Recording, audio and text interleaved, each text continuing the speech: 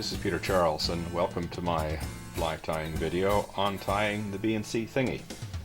This is a steelhead fly that I produced a couple of years ago, and I was out in the river one day with a friend and I hooked a fish with it, and he was quite interested in the fly, and he said, "What do you call that thing?" I didn't have any idea. I hadn't given it a name, so I said, "Oh, it's just a blackened chartreuse thingy." So that's how it got its name, the B&C Thingy. Not much to the fly really, it's pretty simple but very effective. We have a bucktail wing at the top. Underneath that we have some black crystal flash. We have some chartreuse marabou here. And in there we can just see some chartreuse dyed guinea. Underneath that we have a chartreuse Antron body, a gold oval rib, and a gold mylar tag. You notice the head is fairly large. I do that so we get a flow of water going around the fly, causes the fly to puff up, so you get a large profile without having a large fly with lots of material in it. Now I tie this fly either on copper, brass, or aluminum tubes. A lot of the bullseye fish aren't that deep and aren't that fast, so I'll try this one today on aluminum.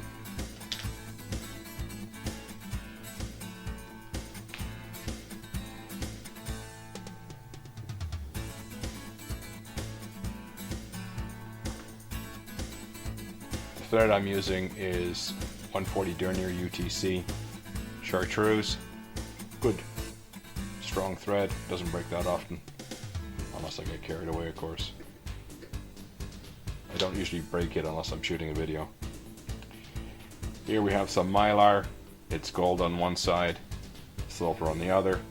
Since I want the gold to show, I'll tie it in with the silver on top, and then when I fold it over to begin the wrap, it'll flip to gold.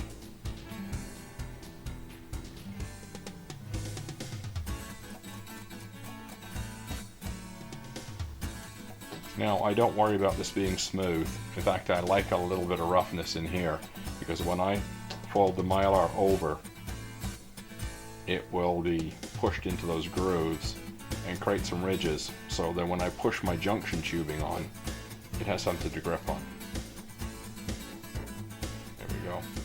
Couple of wraps to hold it, more to lock it in place.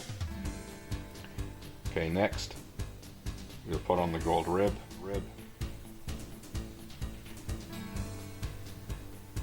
and then we'll move it to the material keeper, and then we'll tie on the Antron. Wraps just pull it back into place.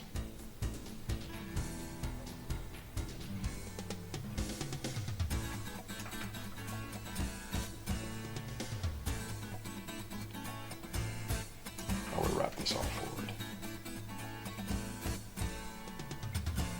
I'm pinching it to keep it on top. I'll just clip off the extra.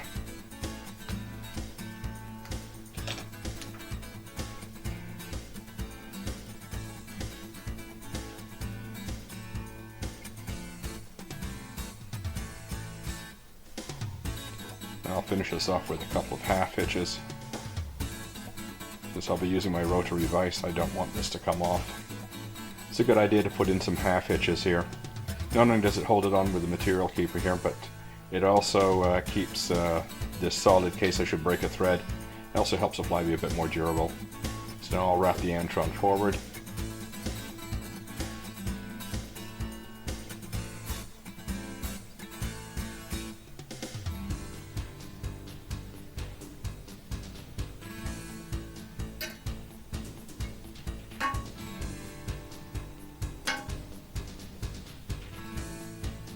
Lock it in place.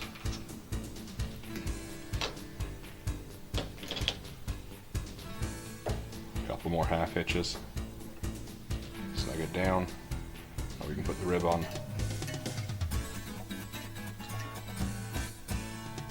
Let's get our hackle pliers. Rib.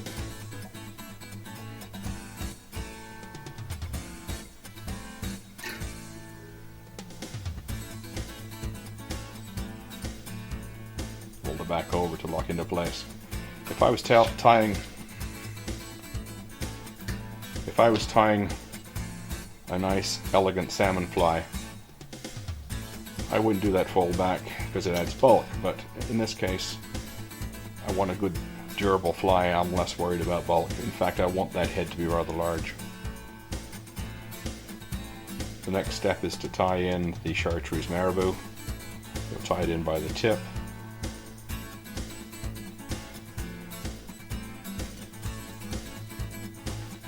Again, fold back and lock into place. And then half hitch.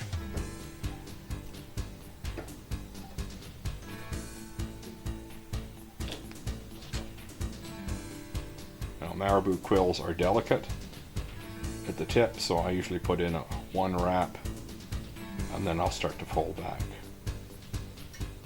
Push the fibers back so the color flows back in.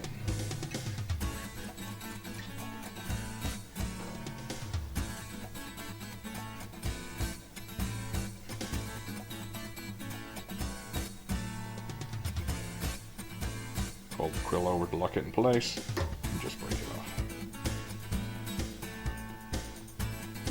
Next step is to tie in the chartreuse dyed guinea. Again, tied in by the tip.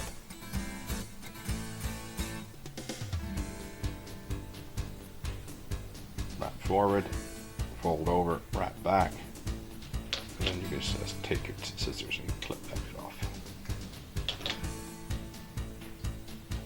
A couple of extra wraps to secure, and then our half hitches again.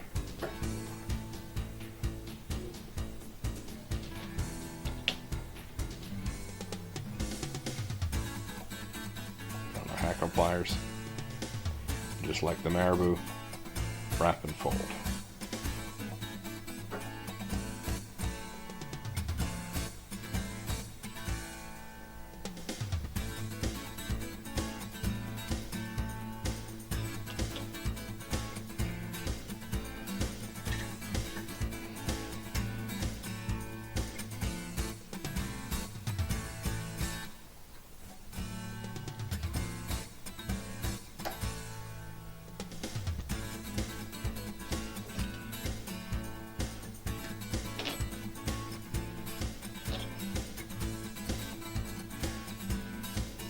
Next step is to tie in the crystal flash.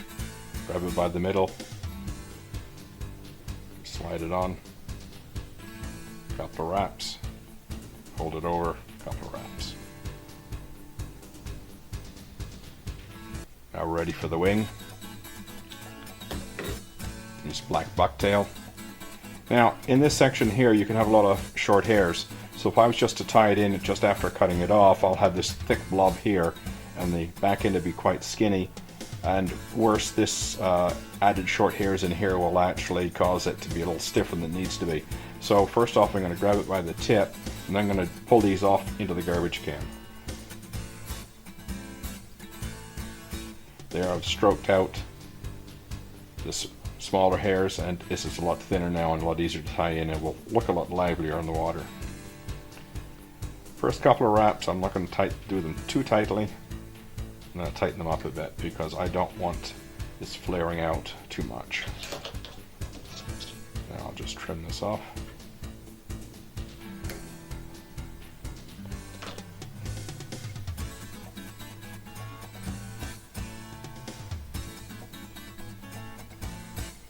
If you have any strays, just snip off your strays.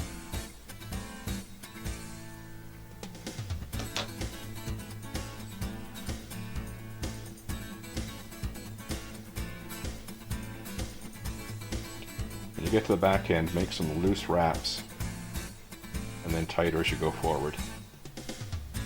And that will keep the bucktail from flaring too much. Now I normally finish this off with a black head. You can do one of two things. You can use black head cement, or you can do what I'm doing next, which is just take some black thread.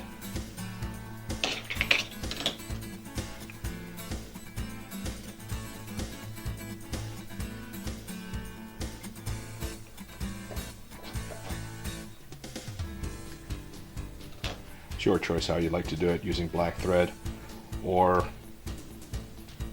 using some blackhead cement, whichever works best for you. Now you might say, why didn't I use black thread all the way through this fly? Well, if I use black thread underneath that Antron, it will turn a muddy dark green. It will lose all of its shine when it gets wet. So this, I want to use the black thread to finish the head.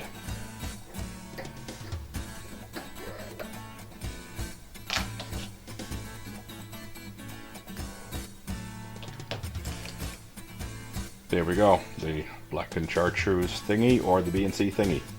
A couple of things to note. You see how the guinea is flaring out? Well, thanks to that head, as the water hits it, it flows around. And when it's in the water, that's exactly what it looks like, with those collars, that guinea collar sticking out in that fashion. One last little bit to do is just to make sure we're not too squared off at the ends with our crystal flash. I just push it in like that and give it a couple of snips. I don't want it too squared off. That looks pretty good. There we go. The B&C Thingy, all ready to catch steelhead.